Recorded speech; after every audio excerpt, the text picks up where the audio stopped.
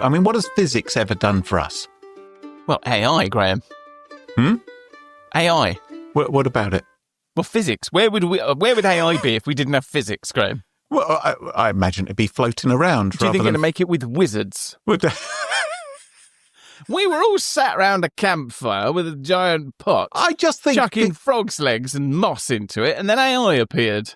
The AI fix a digital zoo. Smart machines, what will they do? Flies to Mars or bake a bad cake? World domination, a silly mistake. Hello, and welcome to episode 81 of the AI Fix, your weekly dive headfirst into the bizarre and sometimes mind-boggling world of artificial intelligence. My name's Graham Cluley. And I'm Mark Stockley. Now, Mark, what are you talking about this week? I'll be talking about AI agent telepathy. Ooh. And I'll be dropping in on the classroom to learn how AI is changing education. But first, the news. This is a service announcement. Trains have been delayed due to AI. Are we living through the next great leap in reasoning? Progress declared as Chinese six-armed robot found to be capable of strangling people 3 times more quickly. Expert personas don't improve factual accuracy. So, seismology news. Earlier this month, there was a 3.3 magnitude earthquake in northwest England. Very exciting when we have a tremor. And it was felt across Lancashire and the Southern Lake District. And one of the consequences is that trains were halted due to major damage done to a bridge in Lancaster. Well, it makes a difference from, a crisp packet being on the line or something, doesn't it? Well, I say this earthquake caused major damage to a bridge in Lancaster. Yeah. The reality was that trains were halted due to Network Rail spotting an image on social media of what purported to be major damage done to the Carlisle Bridge in Lancaster.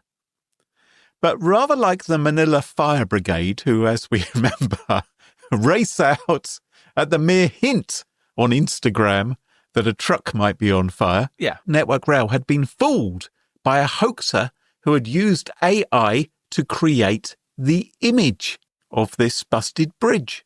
Hang on. So there was an earthquake. Yes. And Network Rail were like, yeah, it'll be fine. And then someone sent them an AI-generated image of some damage to a bridge, and they were like, oh, maybe we should go and check the bridge. I feel like the person with the AI image has done us a public service here. I feel like Network Rail should already have formed an opinion about the bridge and the rest of the system before people started just randomly emailing them pictures, don't you? I suppose so, but surely that could have meant that they'd spent all this time and effort and sent their bridge experts to a particular bridge rather than somewhere which might have had more genuine need to be examined. Somewhere where maybe there was more evidence than just an AI image. And by the way, a BBC reporter was able to very quickly determine that it was a fake picture because he uploaded the image to an AI system and said, was this AI generated? And the AI said, yes, one of ours, actually. I'm not sure that works either. Look, here's the thing, Mark. 32 services, including passenger and freight trains, they were delayed because of the hoax and because of the length of the West Coast Main Line. Some trains were delayed as far north as Scotland. British Transport Police, meanwhile, they say that they've been made aware of the situation, but they're not going to investigate into it. When you say they were made aware, did somebody send them a picture of something? Did somebody send them a picture of some people from Network Rail staring at a bridge and scratching their heads? I think they should... Is any of this real, Graham? Well, I think that's why the police should be investigating all of it. They should be investigating the image. They should be investigating the bridge. They should be investigating the social network. They should be investigating Network Rail. They should be investigating everything to see if any of these things exist. And if there is some kind of prankster at the bottom of all this, they should be given a proper good talking to. So you're okay with the Manila Fire Brigade ignoring pictures of fires? Fake fires. But you're fine with that particular branch of the emergency services completely ignoring potential evidence of a fire? Just ring the person who lives next to the bridge and say, look out the window. Is it damaged or not? That's what they should have done. So, Graham, let's return to your favourite AI benchmark, ArcAGI 2. Oh, goodness. Hate it. You remember that one? So, listeners, we've done a couple of episodes on this. This is a reasoning benchmark that looks a little bit like a series of Tetris puzzles, which Graham is particularly fond of. No, I'm not. Because humans can do it too. No, turns out they can't, because I tried. I didn't understand the rules properly. So the ArcAGI benchmarks are designed to assess general reasoning. So most benchmarks are you really good at maths, or are you really good at these PhD level problems? And those are often tests of skill and memory. But ArcAGI and ArcAGI 2 are tests of reasoning ability. Right. So we spoke about ArcAGI in the middle of last year. It'd been around for about 5 years, and it was really grinding progress from most of the frontier models. And then all of a sudden, in the space of about 6 months, the frontier models got really, really good. They went from hopeless to brilliant almost overnight. And then the people behind ArcAGI came up with ArcAGI 2. And what happened last year is happening again now. So the pass mark for ArcAGI 2 is also 85%, but on this one, humans tend to get about 66%, podcast hosts a little lower than that. And pretty much any major model that you've ever heard of was down in the low single digits until very recently. And then Google released Gemini 3 and a version of Gemini 3 called Gemini 3 Deepthink, and that posted 45%. Impressive. And Anthropic's new model, Claude Opus 4.5, which came out a little later, got 38%. But really importantly, it cost Gemini 3 Deepthink about $77 for each problem on the benchmark. But Claude was doing them for about $2.40, which is really impressive stuff. Well, yeah, but not... Well, what does it take, Graham? What does it take to impress you? I just think if Google Gemini 3 Deepthink was that clever, it wouldn't spend $77 for each problem. It would just pass it over to Claude and keep $75 to itself, right? These companies are just burning through money to play these pratty little tests, trying to, look how clever I am. Look how clever I am. Not that I've got a chip on my shoulder or anything like that, because I did the test and failed. I just find it extraordinary, the amount of money that's been spent on this. I mean, I hope this is going to be put to some practical use at some point in the future, at least in a way which... At some point. I mean, that's AI in a nutshell, isn't it? At some point, this is going to turn a profit and be useful. Yes, in a way which doesn't sort of impact me in my life, preferably. You do know you're on a podcast about AI. Yes. So whatever happens in AI is going to have some sort of impact on your life. Anyway, the reason I'm talking about this is because Gemini 3 Deepthink has now been surpassed. Oh. We have a new top score. So a 6-person startup called Poetic, which you'll love because it's got a Q on the end. God's sake. Has created what it calls a refinement loop reasoning system, which is basically a thing that you can bolt onto Gemini 3 Pro. And when you do that, it pushes the performance past 50% to 54% on the ArcAGI 2 benchmark. And it slashes the costs to $30 per problem. Now, last year, we had this sudden improvement in reasoning on ArcAGI. And I thought that was more revealing than any other benchmark that I looked at, because I felt that change. Like, we all lived through that sudden improvement in reasoning. Yeah. And if ArcAGI 2 says there is a sudden improvement in reasoning ability again, then that to me says that something is shifting in the ecosystem. Improvement is not linear, it goes in jumps, and it feels like we're living through another jump. Now, Chinese appliance giant Midea, they've taken a break from making dishwashers and kettles and air conditioning units in order to unveil the Miro U. Is it another humanoid robot doing kung fu? Well, it could be. Do you remember the Sinbad movies in the 60s and 70s? Obviously I saw them as reruns, yes. With the stop-motion animation by Ray Harryhausen. Oh, yes. And so you might have had one of those statues with 6 arms, sort of having a great big sword fight with people and things like that. And they were great things, weren't they? Well, the Miro U is a factory robot which could possibly do kung fu, but it has the advantage of having 6 arms. It's like the long-lost cousin of Doctor Strange. Is it is it like a spider or is it a humanoid with 6 arms? It's a human with 6 arms. What? We take a look at it, Mark. Take a look.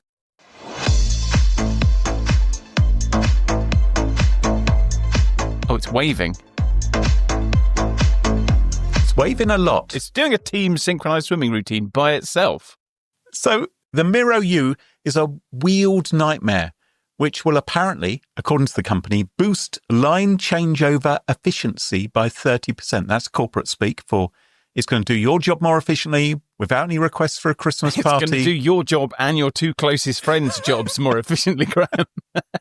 It rolls around on wheels. Apparently, they haven't bothered with legs because arms are where it's at and stares of the unemployed, apparently. Yeah, that's rubbish, isn't it? We're basically Medea, really good at arms, terrible at legs. It's an arms company. So they were like, let's make that a design decision. We're either going to give it arms for legs or we're going to give it wheels and lots of arms. Play to your strengths. What I find interesting is this is Medea's 3rd attempt at a humanoid robot, which means somewhere in China there are earlier prototypes with different numbers of arms. I don't know. And I wonder, is this just a reaction to other robots folding laundry really, really slowly?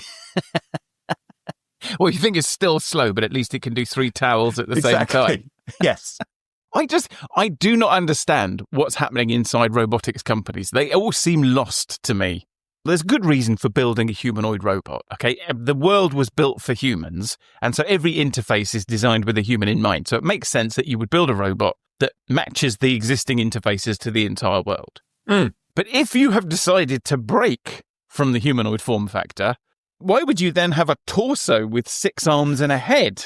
Like, if you're going to break free from that restriction, why not fully break free and create something really novel and useful? Why would you just make something really scary?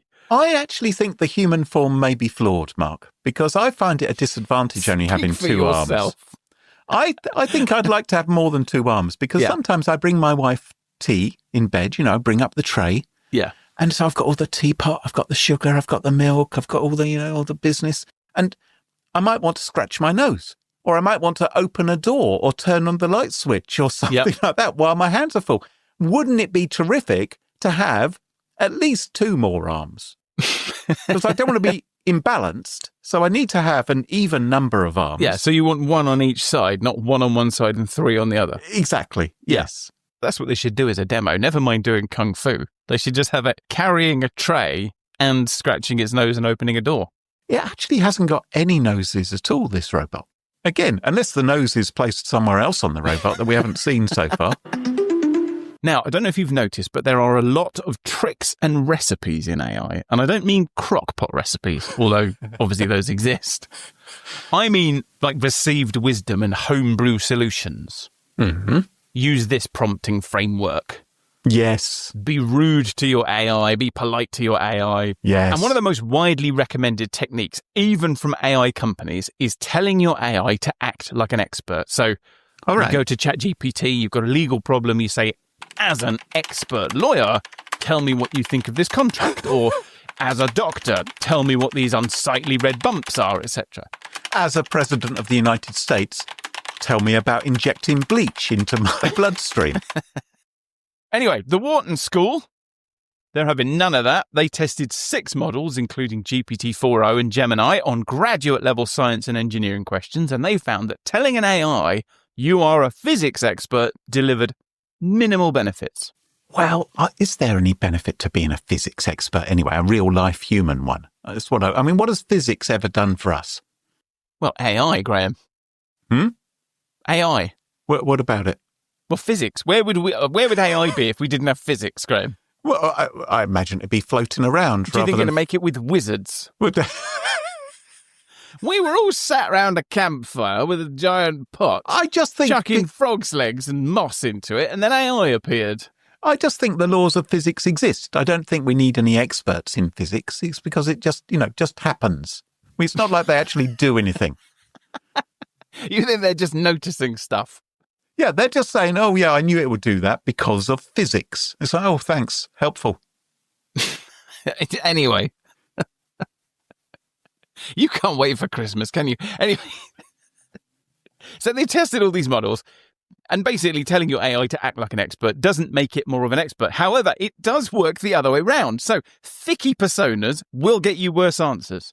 Right. I don't know if this is useful, but if you tell your AI to act like a layperson or a toddler, it will give you worse answers. Oh. Have you tried it with podcast co-host? That's a really good idea, actually. As a podcast co-host, can you come up with an optimistic take on this six-armed robot?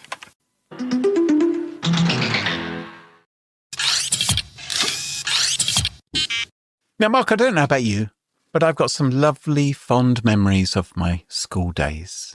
Yeah, no, none. You don't have any? The smell of the canteen? No. The squeak of chalk on a blackboard? No.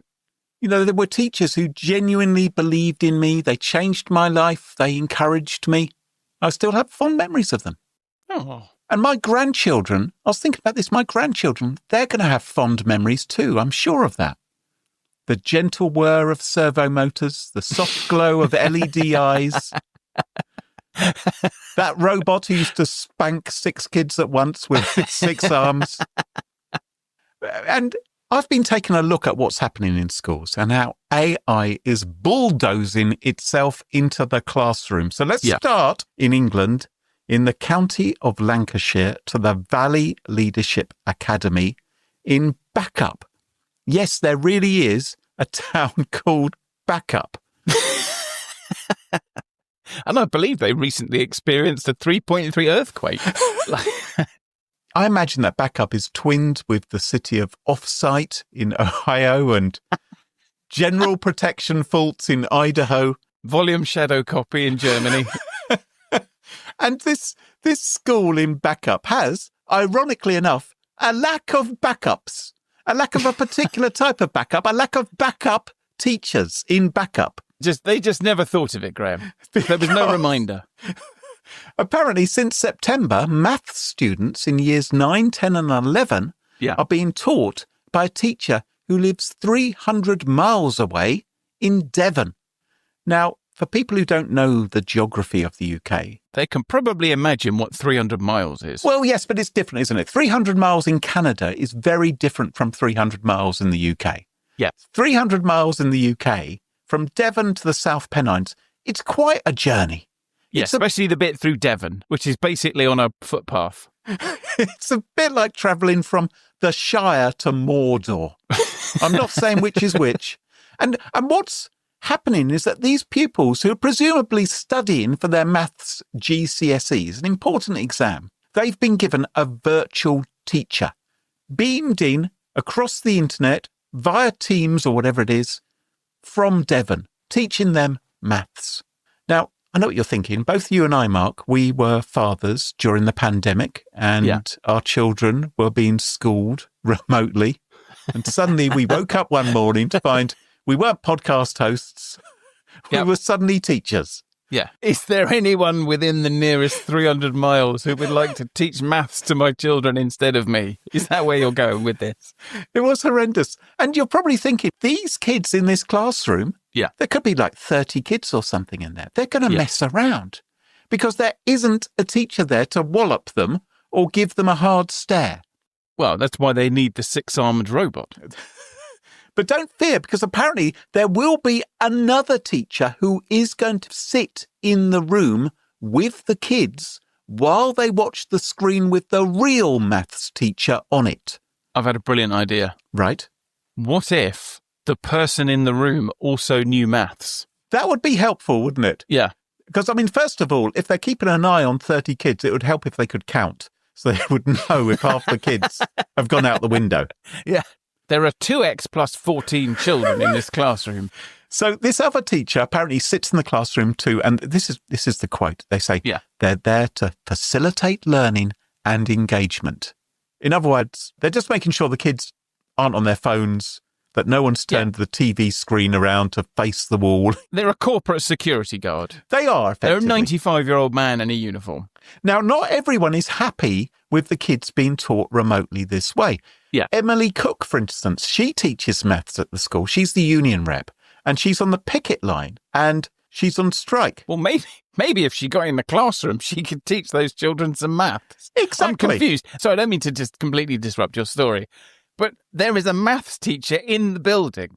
Yes. And there is another human body in the room who's not that maths teacher. And then there is another maths teacher on the end of Teams 300 miles away.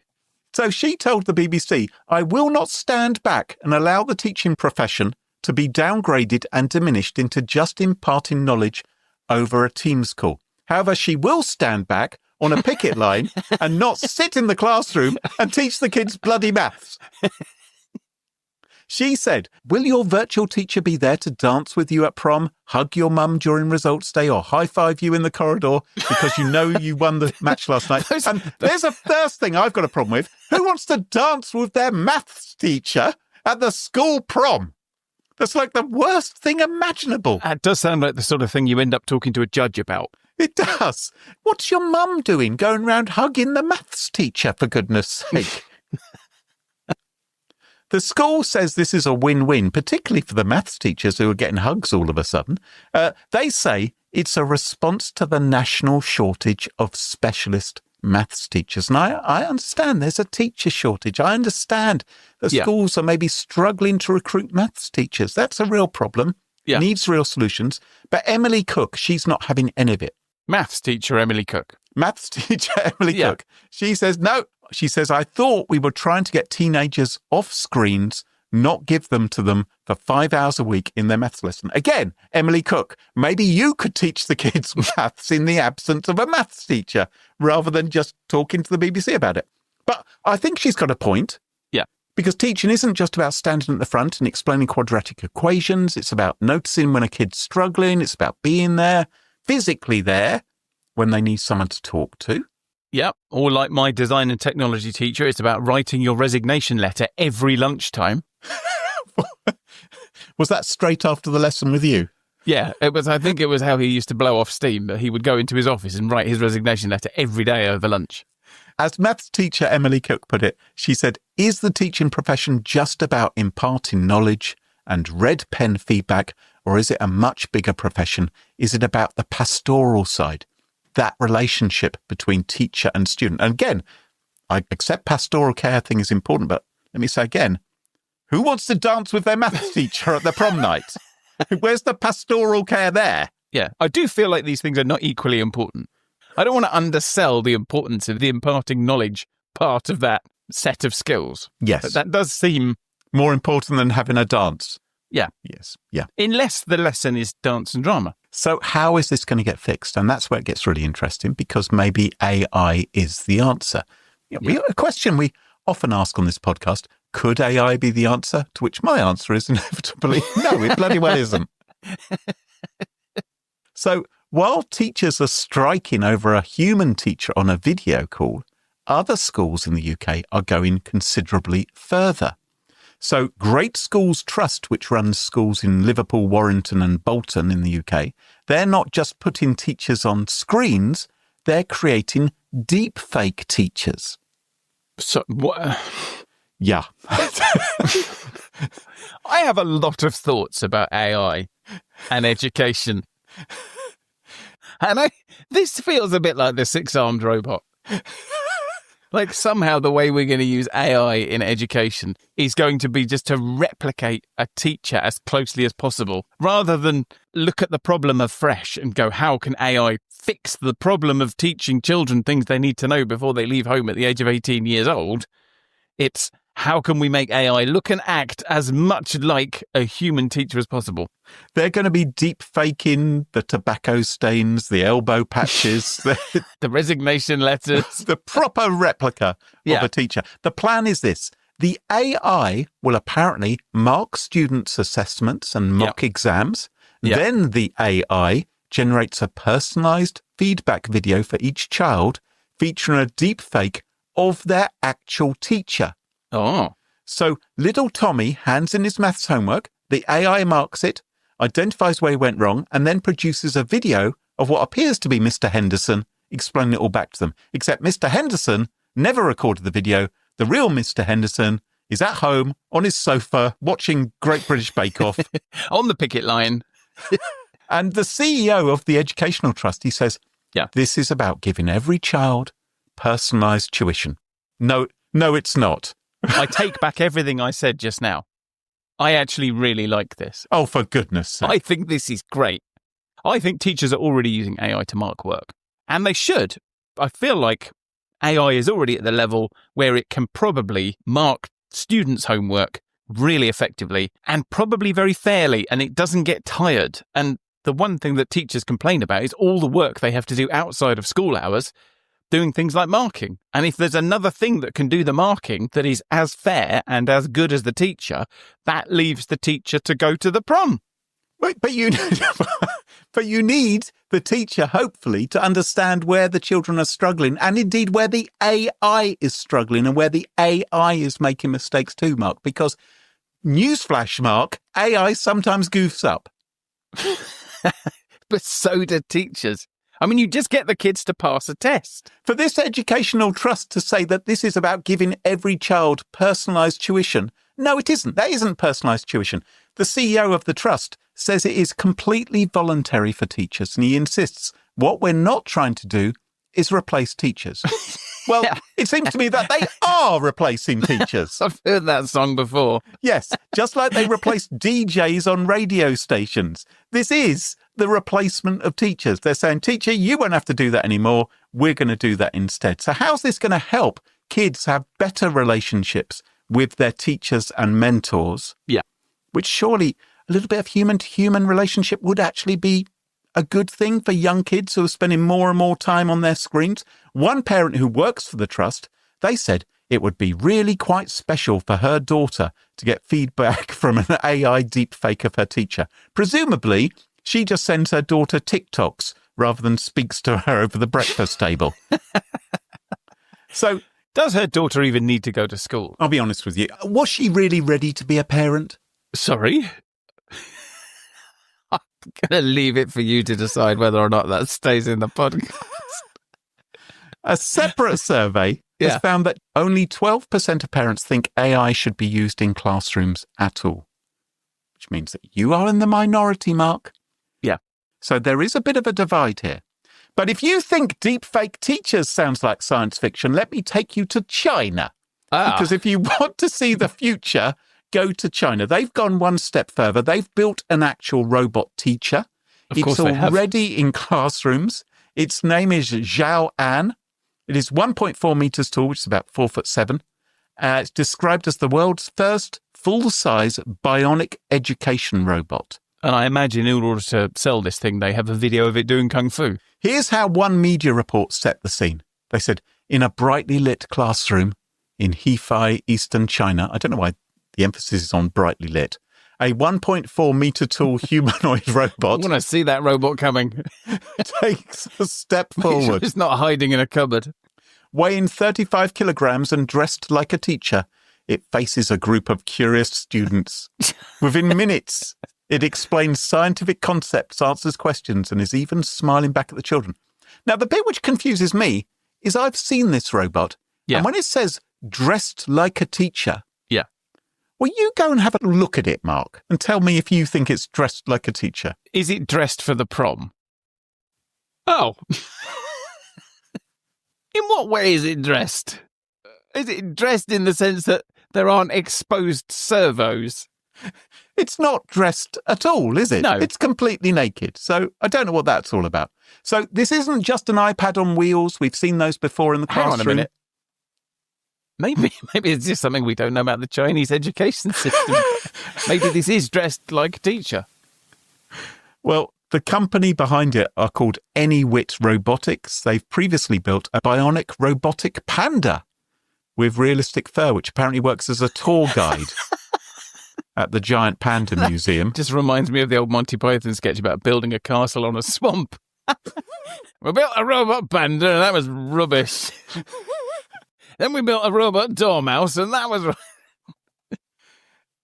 Anyway, in China, they say students are instantly interested as this naked 4'7" robot comes in, starts talking to them about quadratic equations. In Britain, we're arguing about whether it's acceptable to have maths teachers dial in from Devon. We've got all kinds of bonkers here. And we've got these deepfake virtual teachers as well giving feedback. Emily Cook back in Lancashire, I think she put it best. She said, the fear is if we do not stop this, if it goes unchallenged, it will spread. And in 20 years' time, what is education going to look like? And are we okay with that? And apparently, Mark, you're fine with this. Well, that's great. But I am not. Have you used AI to do any teaching with yourself? Yes. That's the most interesting thing about that answer was the pause, Graham. Clearly, there are pastoral things and kids need to learn social interaction and all sorts of things like that.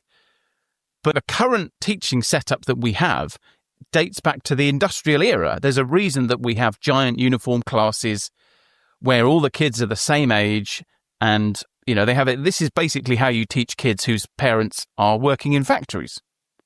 And I think we're long overdue an update to that. So is it just a kid sat in front of a computer with an AI and no human interaction? I'm sure it's not. But equally, I'm quite sure it's not the factory kid version of education that we have now, which is 150 years old. Well, yeah, you are right. In the very near future, that the kids aren't going to have parents working in factories or probably working at all. Who knows? Happy Christmas, everybody. Yeah. Happy Christmas.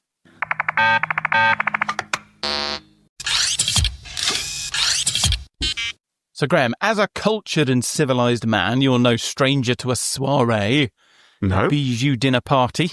Mm-hmm. So I want you to picture yourself at one now. So think fine food, fine wine, fine company. I can imagine the pineapple and cheese on sticks. Maybe I've brought my flute with me.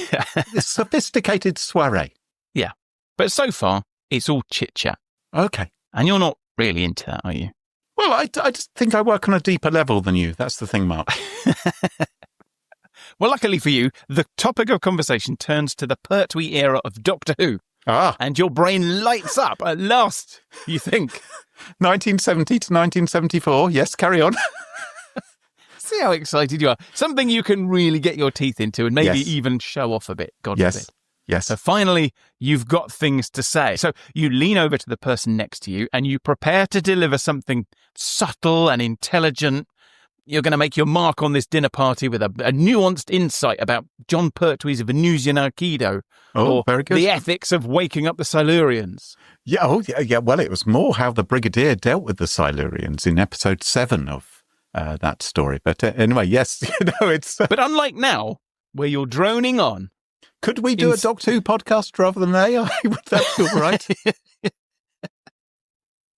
Instead of speaking... You lean over to the person next to you and you just beam your entire brain state into their skull directly. No words, no sentences, just an instantaneous blast of thought goo arcing over the prawn cocktail into somebody else's cortex. Okay, that sounds interesting. Yeah. Is it polite? Oh, I think you'd need permission, yes. I don't think you can just do that without permission. But is it efficient, Graham? Is it efficient? Yes, it is. You could wrap up all the small talk, all the posturing and intelligent conversation, and even the gossip in the car on the way home before the first glass of wine is even full. You see, it turns out that the thing that humans are really proud of, the thing that sets us apart from the beasts, the thing we brag to all the animals about, speech and language, is a bit of a drag. And even if we all get Elon Musk's brain implants and we start talking to each other with our minds, we're still going to be using language and we're still going to be exchanging words. But the AIs, Graham, they aren't. Right. Now, as we've discussed before, the future of AI isn't humans having one-to-one relationships with ChatGPT or Gemini. It's going to be populations of AI agents interacting with each other to solve problems. We've already seen small groups of agents making remarkable things happen in science and medicine and computer hacking. But this is just the very beginning. The future is going to be full of cooperating AI agents. And when you think about that, you probably imagine something quite noisy. You probably imagine they're all going to be talking to each other like we do. Yes. But a new research paper dares to suggest that language is actually a bottleneck. Yeah. The thing that we are so proud of in ourselves, and the thing that we actually built large language models to be good at, let's not forget, is actually a slow, clunky Victorian telegraph system compared to what models can actually do. Yes. So the authors of this paper aren't suggesting a more efficient language or a new protocol. They're saying that you can build a system where nobody talks at all. The agents just exchange thoughts directly, like a group of telepathic monks on a silent retreat in the Cotswolds. In an existing multi-agent setup, you have a bunch of models performing different roles. So maybe you've got a planner, perhaps you've got some experts or a critic or a fixer or an emotional support being or something. Right. And the models talk to each other in text, because that's what language models do. They model language and they make text. But the authors wondered, why are we forcing AIs to speak out loud in words when they think in vectors? It's like asking two mathematicians to communicate a proof via interpretive dance. You can do it, and it might even be fun, but it's not what you would call the optimal substrate. I think that's how I'd like physicists to communicate with the rest of it. If there's any point in physicists, I think I'd like that. Yeah, in the form of a dance or, maybe some pottery. So, instead of making AI models do interpretive dance or have conversations, the paper introduces something called latent thoughts.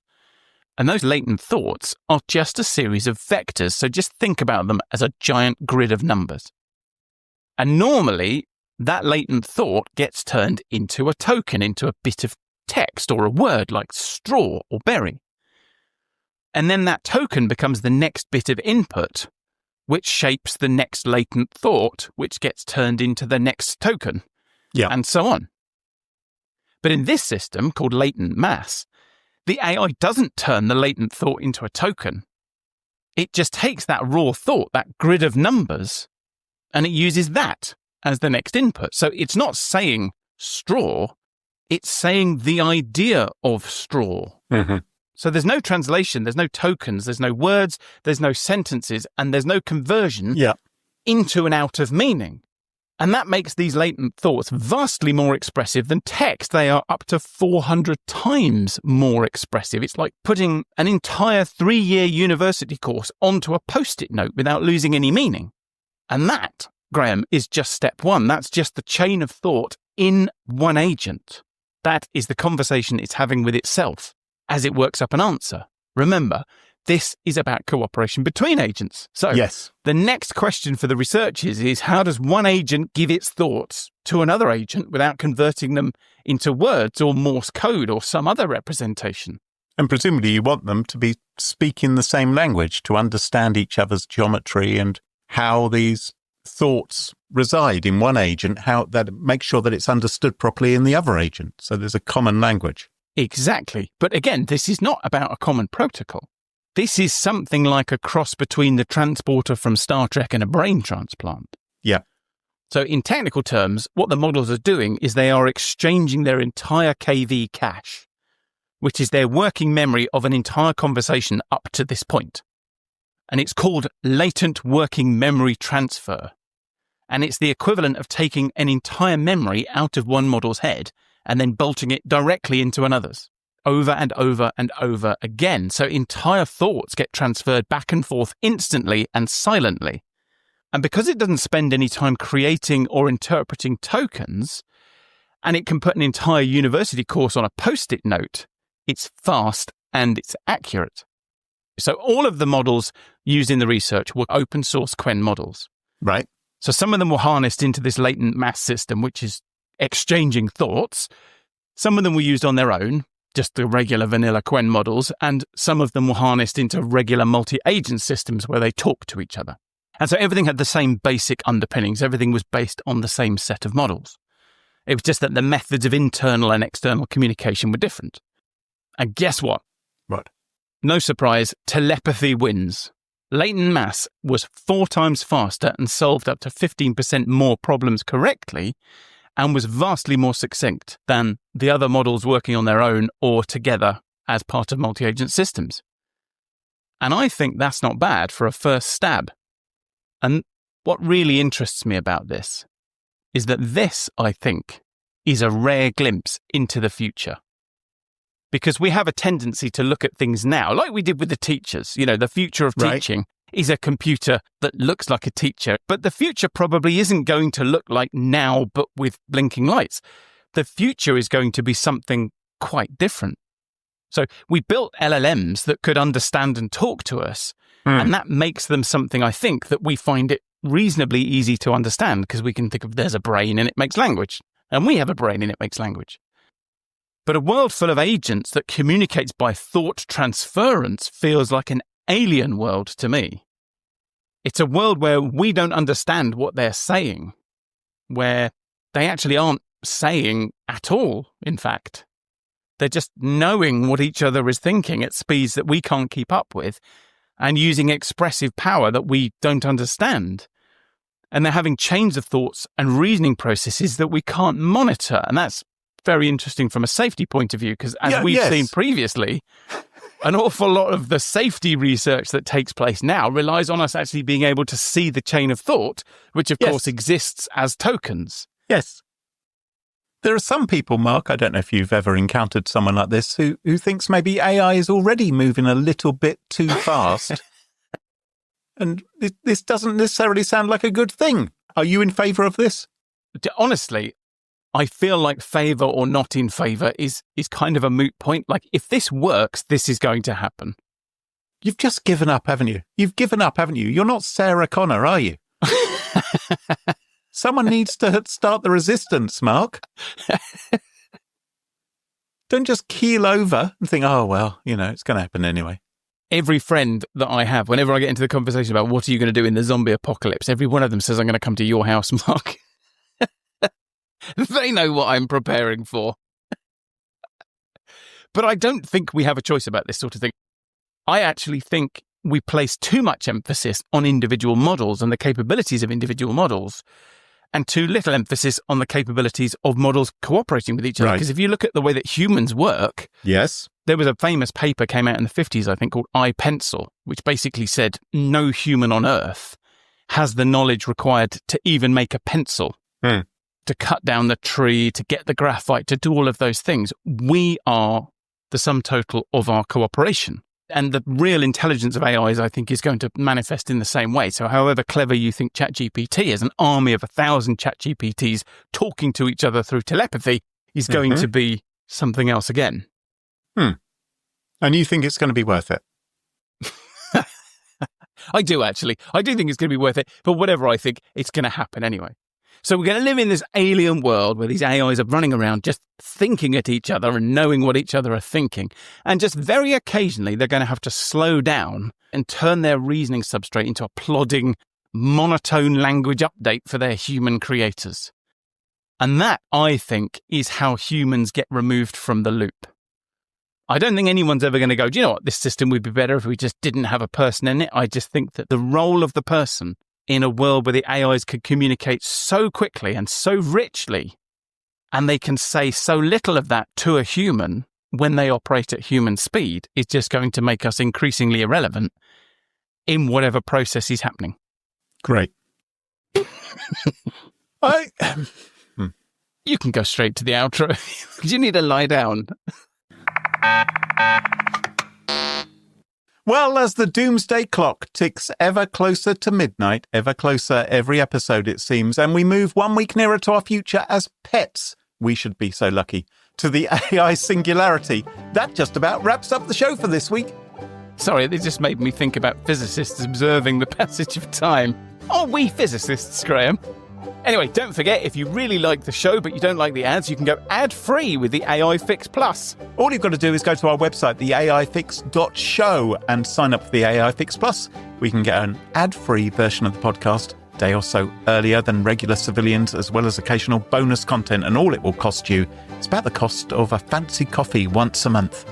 And if you want to find past episodes, sponsorship information, or you just want to grab a You Wouldn't Trust a Pigeon t-shirt from our online store, visit the AIFix.show. So until next time, from me, Graham Cluley. And me, Mark Stockley. Cheerio. Bye-bye. Goodbye. The AI Fix, it tunes you in to stories where our future thins. Machines that learn, they grow and strive. One day they'll rule, we won't survive. The AI Fix, it paints the scene. A robot king, a world obscene, will serve our masters built of steel. The AI Fix, a future surreal.